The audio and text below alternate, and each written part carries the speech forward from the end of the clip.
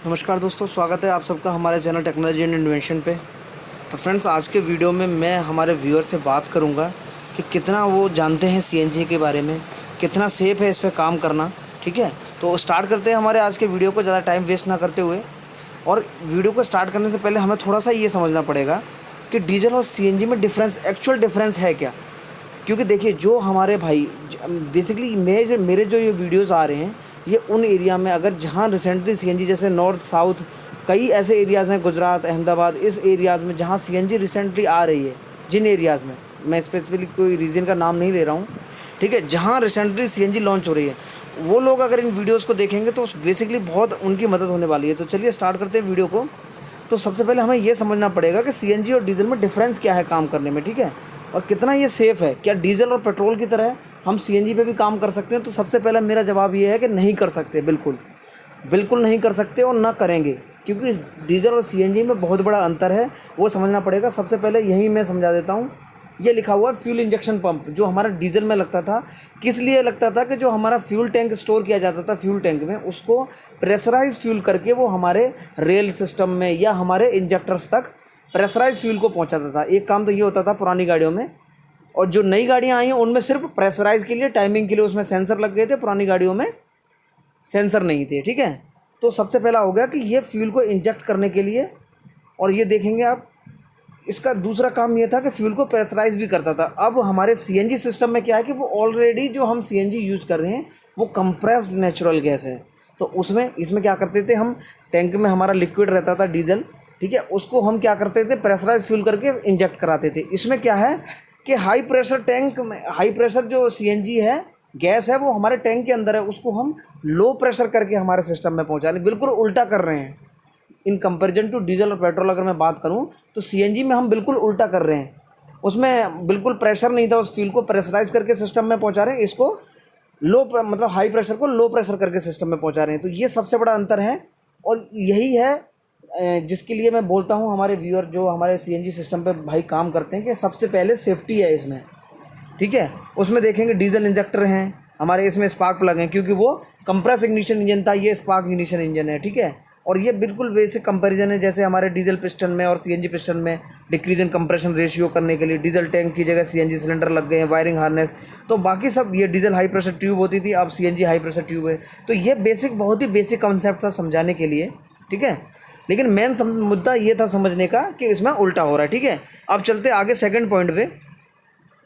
अगर हमें बेसिक पता है, हमारे सिलेंडर वाल्व हैं, सिलेंडर टैंक हैं, हाई प्रेशर रेगुलेटर है, फिलिंग वाल्व है, अगर आपको बेसिक सीएनजी का पता है तो आप काम करेंगे, बहुत अच्छे से काम करेंगे, कोई दिक्कत नहीं है। लेकिन अगर आप डीजल वाला कंसेप्ट लगा के और सीएनजी गाड़ियों पे काम करना स्टार्ट कर देंगे तो ये आपके लिए बहुत दुखदाई हो सकता है। कितना दुखदाई हो सकता है वो मैं आपको पहले बता चुका हूँ कि 200 बार का प्रेशर, इतना प्रेशर होता है कि वो किसी बंदे को, मतलब एक जो बुलेट फायर होती है, जो हम बंदूक की गोली मारते हैं, उससे भी ज़्यादा प्रेशर है 200 बार का प्रेशर। आप एक अप्रॉक्सीमेट अगर अंदाज़ा लेना चाहें तो प्रेशर, आपने कोई प्रेशर स्टैंड देखा है जहाँ गाड़ियाँ धुलाई होती है, वो 5 से 6 बार का प्रेशर होता है। उस पर आप कभी हाथ लगा के देखिए तो आपको एहसास हो जाएगा कि 200 बार का प्रेशर कितना होता है। ठीक है, तो सबसे पहले अगर हमें बेसिक नॉलेज है, देखिए ये सिलेंडर वाल्व्स हैं, ठीक है, ये किस लिए लगे हैं? सिर्फ ओपनिंग और क्लोजिंग के लिए। That particular cylinder which I already previous, मतलब जो मैंने आपको पुराने वीडियोस में बताया था कि सिर्फ पर्टिकुलर सिलेंडर को बंद और क्लोज करने के, मतलब बंद और खोलने के लिए सिलेंडर वाल्व लगे हुए हैं। ठीक है, अगर हम बेसिक इनका कंसेप्ट समझ जाएंगे कि कब हमारी लाइन में गैस है, कब नहीं है, कैसे हमें रिड्यूस करनी है, तो ये सारे बेसिक कंसेप्ट मैं अपनी पुरानी वीडियोज़ में क्लियर कर चुका हूँ। अगर आपको सीएनजी की बेसिक जानकारी है कि हमारी गैस, मतलब देखिए, सबसे पहले हमें माइंड में ये आज आप नोटिस कर लीजिए कि कभी भी हमें हाई प्रेशर सिस्टम पे हम काम करना स्टार्ट कर रहे हैं तो सबसे पहले हमें जितनी भी हमारी हाई प्रेशर लाइन है, अब आपको गाड़ी में काम करने से पहले ये भी पता होना चाहिए कि हमारा हाई प्रेशर सिस्टम किस किस पोर्शन तक है।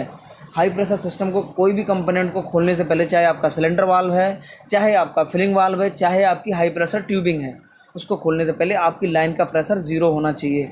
नहीं तो वो आपकी आंख फोड़ सकता है, आपके चोट लग सकती है और आप घायल भी हो सकते हैं। ठीक है, तो सबसे पहले ये सेफ्टी हमारी ज़रूरी है। कोई भी कस्टमर कितनी भी जल्दी में आता है, सबसे पहले आप अपनी सेफ्टी को फर्स्ट प्रायोरिटी देंगे, उसके बाद काम करेंगे। बेसिकली ये वीडियो बनाने का कंसेप्ट मेरा यही था कि आप इन पार्ट के बारे में फेमिलियर हो पाएँ। ये आपका फिलिंग वाल्व है, ये आपका सिलेंडर वाल्व है, ये हाइड्रा का सिलेंडर वाल्व है, ये बीटा वाला सिलेंडर वाल्व है। तो ये दोनों सिलेंडर वाल्व आपको टाटा की गाड़ियों में देखने को मिल जाएंगे। और बाकी आपकी महिंद्रा सुप्रो, जीतो, बोलेरो, BMT में ये आपका हाइड्रा वाला फिलिंग वाल्व लगा रहता है, ठीक है। तो ये बेसिक नॉलेज थी थोड़ी कुछ। उसके बाद अब आप देखिए कि क्या हो रहा था उसमें। जो हमारी डीजल गाड़ियों में एक ये जिसकी पंप की बात कर रहे हैं, ये है डीजल इंजेक्शन पंप। ये इसमें कुछ इनलेट पोर्ट हैं पंप में और कुछ आउटलेट पोर्ट हैं, ठीक है। कुछ से इनलेट डीजल आएगा और प्रेशराइज फ्यूल होकर आपके इंजेक्टर्स तक पहुंचता है। लेकिन जो आप दूसरी ये डिवाइस देख रहे हैं, ये है आपका HPR, high pressure reducer. HPR से आप समझिए हाई प्रेशर रिड्यूसर। जो CNG 200 बार का प्रेशर है उसको रिड्यूस करके जो आपके सिस्टम का रिक्वायर्ड प्रेशर है 2 बार 3 बार अकॉर्डिंग टू द कैलिब्रेशन, उसके अकॉर्डिंग आपके सिस्टम में पहुंचाता है, ठीक है। सबसे पहली बात तो ये हो गया कंपैरिजन कि आपका डीजल और CNG में अंतर क्या है। दूसरी चीज़ हमें क्या ध्यान रखनी है कि हम वो मैं बता चुका हूँ, हाई प्रेशर सिस्टम पर काम कर रहे हैं तो करने से पहले हमारा सारा सिस्टम चेक कर लेना है कि हाई प्रेशर सिस्टम में कहीं भी गैस नहीं होनी चाहिए।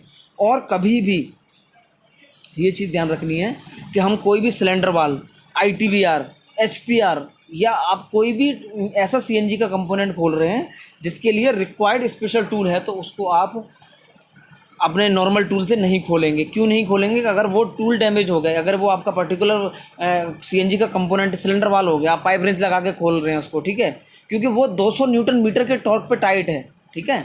वो टाइट करने के लिए, ओपन करने के लिए अगर हम स्पेशल टूल करेंगे तो यूज़ करेंगे तो कहीं से डैमेज नहीं होगा। अगर आपने पाइप रेंच लगाया तो वो प्लास्टिक का नोब या कहीं से भी थ्रेड डैमेज हो गया तो फिर उसके लिए कौन रेस्पॉन्सिबल होगा? आप देख लीजिए कि 5-5 हज़ार रुपये का एक CNG का कंपोनेंट है, क्योंकि CNG के कंपोनेंट बहुत महंगे हैं, ठीक है।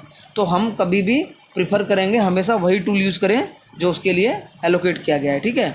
उसके बाद कभी भी हमें ड्राइवर को, कस्टमर को ये नॉलेज हमेशा देनी है कि भाई जब आप नई गाड़ी ले रहे हैं, ये डीजल गाड़ी नहीं है, ये CNG गाड़ी है। और आपको क्या ध्यान रखना है कि जो भी आप सेफ्टी बरत रहे हैं वो बरती रहें। और इसके 3 ईयर जब कंप्लीट हो जाएंगे तो आपको इन सिलेंडर्स की हाइड्रो टेस्टिंग करानी है। हाइड्रो टेस्टिंग क्यों ज़रूरी है मैं आपको पहले बता चुका हूँ। अगर आप सिलेंडर की हाइड्रो टेस्टिंग नहीं कराएंगे तो ये एक मिस हैपनिंग का चांसेस होता है आपके लिए, आपकी गाड़ी के लिए, आपकी हेल्थ के लिए, ठीक है। क्योंकि हाइड्रो टेस्टिंग पे आपके सिलेंडर की कैपेसिटी, स्ट्रेंथ सब कुछ चेक होता है, ठीक है। और वो दोबारा से आपको 3 ईयर के लिए वैलिड देता है, सर्टिफिकेशन देता है, ठीक है, कि आप 3 ईयर तक दोबारा से CNG रिफिल इस सिलेंडर के अंदर करा सकते हैं, ठीक है। और कभी भी देखिए, आप इतनी महंगी महंगी गाड़ियाँ खरीद लेते हैं, ठीक है। अब आप ये सोचिए कि आफ्टर मार्केट पार्ट लगवाने से, मैं ये नहीं कहता कि पार्ट सारे ख़राब होते हैं। आफ्टर मार्केट में जो आपके टेक्निकल पर्सन जिससे भी आप काम करा रहे हैं, कराइए, बहुत अच्छी बात है। अगर उनको अच्छी बेसिक नॉलेज है और काम काफ़ी टाइम से कर रहे हैं तो ज़रूर कराएं। लेकिन काम कराने से पहले उनसे ये इंश्योर कर लें जो वो पार्ट यूज़ कर रहे हैं वो ऑथराइज हैं, वो पार्ट ओरिजिनल हैं। कभी भी local component, after market component अपनी CNG गाड़ी में ना लगाएं। ये आपके लिए हार्मफुल भी हो सकता है और आपकी गाड़ी की परफॉर्मेंस और ओवरऑल आपके जो एवरेज है उसको भी डिफ़र करेगा। चाहे आपका वो HPR की बात कर लें, चाहे मैं स्पार्क प्लग की बात कर लूँ, चाहे इंजेक्टर्स की बात कर लूँ।